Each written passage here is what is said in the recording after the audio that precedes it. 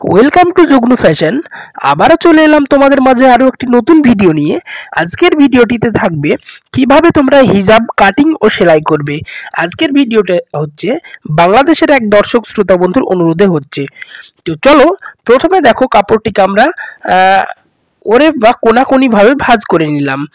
ওরেপ বা কোনাকুনিভাবে কিভাবে ভাঁজ করব, টোটাল যেটা মাপ হবে বা ঝুলের মাপ হবে সেটির ডবল কাপড় লাগবে। তো মাপটি আমরা কোথা থেকে নেব, একদম মাথার থেকে হাতের নখ পর্যন্ত আমাদের হিজাবের মাপ হয়। তো চলো প্রথমে দেখো একদম ওপর থেকে টপ লেভেল থেকে বা দেখো কন্যার মতো হয়ে আছে, ওখান থেকে সোজা করে ধরে যতটা ঝুল আছে ততটা নেবে। আমাদের এখানে 39 ইঞ্চি ঝুল আছে, তাই আমরা 39 বা 39 ইঞ্চি ঝুল নিয়ে দেখো আমরা রাউন্ড করে দিচ্ছি। এই রাউন্ডটি দেখবে এর আগে আমরা আমব্রেলা কাটিং যখন ফ্রক করেছি ঠিক এইভাবে আমরা ফিতে ধরে গোল করে নিয়েছিলাম। তোমরাও ঠিক এইভাবে গোল করে নেবে। দেখো এইভাবে গোল হয়ে গেলে তোমরা এইবার এটিকে তোমরা ঠিক রাউন্ড করে কাটবে। দেখবে এই রাউন্ডটি যত সুন্দর হবে, যত সুন্দরভাবে কাটবে তত সুন্দর কিন্তু হয়ে যাবে। ব্যাস আমার রাউন্ড করে কাটিং হয়ে গেছে। এবার চলো এটিকে স্ট্রেট করে নিই বা সোজা করে নিচ্ছি। দেখো সোজা করে নিলে দেখো আমাদের দেখো অনেকটা ছাতার মতো বা আমব্রেলার মতো দেখতে মনে হচ্ছে। দেখবে হিজাব দেখতে ঠিক এমনটাই হয়। ব্যাস এইটি হয়ে গেল আমাদের হিজাব। দেখবে হিজাবের সামনে বা কপালের ওপরে একটি ছোট্ট কাপড়ের টুকরো থাকে। দেখবে এবার ওই যে একটি পট্টি টাইপের, এবার আমরা কপালের উপরে যে পট্টিটি থাকে হিজাবের সেই পট্টিটি কাটছি। দেখো কপালের উপরে যে পট্টিটি থাকে সেটিকে আমরা ওরেপ করে নেব। দেখো আমরা যে টুকরো কাপড়টি বেজেছে সেখান থেকে আমরা দেখো আমরা ওরেপ করে নিচ্ছি।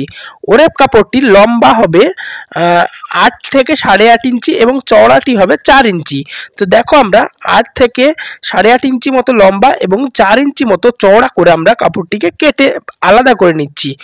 দেখে নাও এইভাবে তোমরা প্রথমে মেজারমেন্ট করে নেবে, ঠিক তারপরে তোমরা কিন্তু বের করে নেবে। তো আজকের ভিডিওটি দেখবে প্রথম থেকে শেষ পর্যন্ত দেখবে, হিজাব তোমরা একটি ভিডিওতেই শিখে যাবে। তো দেখো আমরা এটা বের করে নিলাম। এবার দেখো আমরা 8 ইঞ্চি, দেখো আমরা 8 ইঞ্চি লম্বা নিচ্ছি, মানে এখানে ডবল করে নিলাম 4 ইঞ্চি মানে 8 ইঞ্চি। আর দেখো এবার লম্বাটা আমার 4 ইঞ্চি অলরেডি করা আছে, তবুও আমি একবার মেপে দেখিয়ে দিচ্ছি। এই দেখো 4। ব্যাস এই হয়ে গেল। এবার এটিকে আমরা সমান করে কেটে নিচ্ছি। দেখো ব্যাস এই হয়ে গেল আমাদের কাটিং। দেখো কত সুন্দরভাবে এটি কপালের উপরে যে পট্টিটি থাকে সেটি আমাদের তৈরি হয়ে গেল। ঠিক এটির মিডিলে আমরা একটি কুটকি কেটে দিচ্ছি। দেখো এটি মানে যেটি আমার ঝুলে থাকবে, যে আমব্রেলার মতো যেটি কাটলাম ওটার ওপরের দিকে, অর্থাৎ যেখান থেকে ফিতে ধরেছিলাম সেখানে একটি আমরা কুটকি কেটে দিলাম। এই যে কুটকিটি কাটলাম, এইবার দেখো আমরা এই যে নিচে নামাচ্ছি, এইটি দেখবে একদম মাথার উপর থেকে থুতনি, যেটা আমাদের থুতনি আছে থুতনির নিচ পর্যন্ত যে মাপটি সেই মাপ পর্যন্ত এটিকে নামাতে হচ্ছে। ঠিক থুতনি সেম করে কাটবে না, সেম করে মাপটি নেবে না, থুতনি ছাড়া 1 ইঞ্চি এক্সট্রা নেবে। 1 ইঞ্চি কেন এক্সট্রা নেবে, ওখানে একটি বোতাম লাগাতে হয়। এবং চলো ভিডিও শেষে আমরা কিভাবে কত ইঞ্চিতে বোতামটি লাগাবো আমি দেখিয়ে দেবো। চলো এবার এটিকে আমরা সেলাই করে দেখে নিই। দেখো আমরা যেটিকে আমব্রেলা কাট কেটেছিলাম ঠিক ওটির একটি মিডিলে দেখো আমরা কুটকি কেটেছিলাম, মনে আছে? দেখো ঠিক এই যে কুটকিটি, হ্যাঁ এটি। এইবার দেখো আমরা যে কপালের উপর যে পট্টিটি থাকে সেই পট্টিটি কেটেছিলাম, পট্টিটির মিডিলে আমাদের একটি কুটকি আছে। দেখবে এই কুটকির সঙ্গে আমরা কপালের উপরে বা কপাল পট্টির যে চিহ্ন বা কুটকিটি আমরা মিডিলে রেখে দিয়ে আমরা অর্ধেক অর্ধেক করে এদিকে অর্ধেক ওদিকে অর্ধেক করে সেলাই করে দিচ্ছি। দেখো কিভাবে দুটো কুটকিকে আমরা এক জায়গায় করে নিলাম।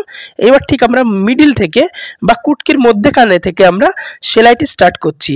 ব্যাস এই যে ধরে নিলাম আমরা সেলাইটি। দেখো ঠিক এইখান থেকে আমরা অর্ধেকটা আমরা এইদিকে অর্ধেকটা আমরা টেনে দিচ্ছি। দেখো এখানে কিন্তু খুব সাবধানে সেলাই করবে, কেননা আমার কপালপট্টির যে কাপড়টি সেটি কিন্তু ওরেপ বা কোনাকুনি কাটা আছে, তাই এটিকে বেশি টানলে কিন্তু এ লম্বা হয়ে যাবে। তাই খুব সাবধানের সহিত এটিকে সেলাই করতে হবে। ব্যাস এইবার দেখো আমরা অর্ধেক হয়ে গেল, এবার বাকি অর্ধেক আমরা সেলাই করে দিচ্ছি। দেখো বাকি অর্ধেক সেলাই হয়ে যাচ্ছে, দেখো কত সুন্দরভাবে সেলাইটি করে দিচ্ছি। যদি ভিডিওটিতে বা বুঝতে বা কোনো রকম তোমাদের প্রবলেম হয়ে থাকে বোঝার বা কাটিং বা সেলাই কোথাও যদি প্রবলেম হয়ে থাকে তোমরা অবশ্যই আমাকে কমেন্টে লিখবে, আমি অবশ্যই তোমাদের উত্তর দেওয়ার চেষ্টা করব আমি। ব্যাস এইবার দেখে নাও আমরা সোজা করে নিই। দেখো কত সুন্দরভাবে কপালপট্টিটি দেখো সেটিং হয়ে গেছে। দেখো এই যে দেখো এইবার আমরা কি করব, যেটা দিয়ে আমরা সেলাই করলাম দেখো ঠিক ওটার উপর দিয়ে একটা চাপ সেলাই করে দিচ্ছি। চাপ সেলাইটা কত দূর যাবে দেখবে আমাদের, দেখো থুতনির নিচ পর্যন্ত যে কাটিংটা আমরা কেটেছিলাম দেখো ঠিক ওই পর্যন্ত দেখো আমরা কেটে এই কাটিং হয়েছিল সেই পর্যন্ত আমার চাপ সেলাই করে এটা বের করে দিলাম। তাহলে কি হবে দেখো আমার যে কাটিংটি কেটেছিলাম দেখো চাপ সেলাইটি দেওয়ার পর দেখবে এই রকম দেখতে হয়ে যাবে। দেখো কত সুন্দরভাবে সেলাইটি হয়ে গেছে। এইবার আমাদের যে কাজ সে কাজটি হচ্ছে, চলো দুটোকে আমরা যেখানে থুতনির নিচ পর্যন্ত যে কেটেছিলাম ওখান থেকে সমান করে ধরবো এবং ধরে সোজা নিচের দিকে আমরা সেলাইটি করে দেব। এখানে দেখো সোজা করে সেলাইটি দিচ্ছি, ব্যাস এইখানে ধরে নেবে, ঠিক সমান করে ধরে নেবে, এখানে যেন ছোট বড় না হয়। ঠিক এখান থেকে ধরে ওপরটি তোমরা সমান করে নেবে। যদি নিচের দিকে একটু একটু ছোট বড় হয় তোমরা ওটি কেটে ম্যানেজ করে নিতে পারবে, কিন্তু এখানে যেন কোনো রকমে ছোট বড় না হয়। তাই এই জায়গাটিকে একটু ভালো করে ধরবে, কেননা এখানে ছোট বড় হয়ে গেলে থতনিটা বা মুখের যে শেপটি সেটি কিন্তু নষ্ট হয়ে যাবে। ব্যাস এইবার সোজা করে এখান থেকে সেলাইটি আমরা টেনে দিচ্ছি। দেখো যখন আমার এই সেলাইটি হয়ে যাচ্ছে দেখো এইবার আমাদের দ্বিতীয় যে কাজটি, এইবার আমাদের কাজ যেটা হবে সেটা দেখো কি করে নিচ্ছি আমরা। এবার দেখো নিচের যে রাউন্ড, নিচের যে ধারটিকে আমরা মুড়ে সেলাই করে দিচ্ছি। দেখো এটি যেহেতু আমার টোটালটি ওরেফের উপরে কাটা আছে তাই কেউ একবারে কেউ মুড়তে যাবে না, তাহলে কিন্তু হবে না। এটিকে প্রথমে একটু সরু করে সিঙ্গেলের উপর মুড়ে নেবে। ঠিক যখন এটি সিঙ্গেলে মোড়া হয়ে যাবে ঠিক আরও একবার ভাঁজ করে তোমরা এটি মুড়ে নেবে, তাহলে এটি খুব সুন্দরভাবে হয়ে যাবে। এটি দুবারে করবে, কেউ যেন একবারে করতে যাবে না, এটি খারাপ হয়ে যাবে। ব্যাস এইবার দেখো আমরা যে 1 ইঞ্চি দেখো থুতনির নিচ পর্যন্ত নিয়ে 1 ইঞ্চি এক্সট্রা করেছিলাম মনে আছে, ওই যে 1 ইঞ্চিতে দেখো আমরা 1 ইঞ্চি উপরে আমরা একটা বোতাম, এই যে এখানে এই যে চকের দাগ দিলাম এখানে একটি বোতাম লাগিয়ে দেব, এখানে একটি টিপ বোতাম লাগিয়ে দেবে, খুব সুন্দর হয়ে যাবে। তো চলো এবার দেখে নিই আমরা ডেমনস্ট্রেশন করে কত সুন্দরভাবে দেখো আমরা সেটিং করে ফেলেছি। এবার দেখো আমরা সামনের দিকে এইটা এবং পেছন দিকটা দেখো আমাদের এই যে পিছন দিকটা দেখো কত সুন্দর, সামনে এবং পিছন দিক দুটোই খুব সুন্দর হয়ে গেল। তো ভিডিওটি কেমন লাগলো, আশা করি ভালো লেগেছে। যদি ভালো লেগে থাকে অবশ্যই একটি লাইক করবে এবং শেয়ার করতে ভুলবে না।